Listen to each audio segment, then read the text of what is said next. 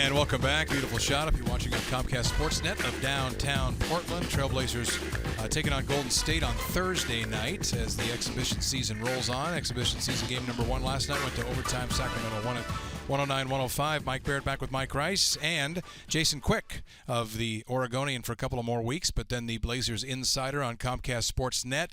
And we'll get back to the Blazers in a second, Jace, but how long was this developing in your mind to leave the newspaper to start doing this stuff? Did it just happen? Probably 8 years ago. Just happened just in the last little bit here? Yeah, it did actually. It was the last couple months. Well, actually about the last month, and it was a difficult decision. I spent a lot of my professional life, all of my professional life, pretty much at the Oregonian, and it was a paper I grew up with, a paper I loved. I think we could all see that it's changed. Yeah. And is that the main reason that you switched over? That the change is that and like I said earlier, I think challenging myself. I want to. It adds a freshness to this, and I think sometimes things for me can get a little stale, and I think this is going to be really exciting. I don't know if I'm ready to go back on the road again for 41 games again, but at the same time, I remember the stories that are out there. That's where you get really close with a team, and where you really get the pulse of a team. And I think early on, just being around these guys, they're a pretty good group, and I might try to do a behind the locker room door type deal again. And that was real popular. Yes, where it was. I really give people kind of a insight into what these guys are like outside the court, and but that's what I'm looking forward to, is getting close to a team again and really sharing with people what these guys are like, because that's what makes, I think, this city and this team, the bond, really great is when the people can feel like they know these guys and they can really root for them because they know them. And you probably could do a couple of pieces on announcer groupies. With blue hair. Yeah. With the blue. But tell us, what are you? I mean, obviously on Talking Ball last night you were on. What all are you going to be doing? I mean, I know we've become used to it. Chris Haynes, Jabari Young, the last couple of years. But what now are your duties with Comcast Sportsnet? I mean, the website, obviously, and some of the other programming, pregame show, Trailblazer, Rip City Live. Rip City Live. So, I think.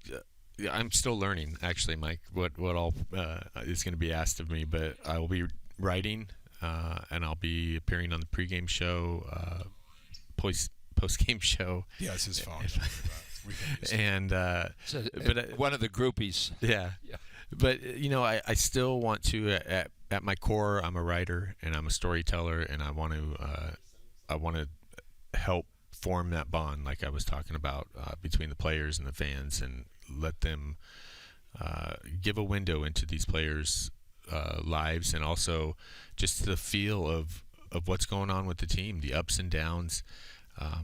It's a long season, and I'm going to have to dust off my beat writing skills, because it's a challenge, because you're around these guys from October till April, and that's pretty much every day you're around them, and it takes some finesse. You got to know when to talk to them, when to give them some space, how to talk to them, when the right time is.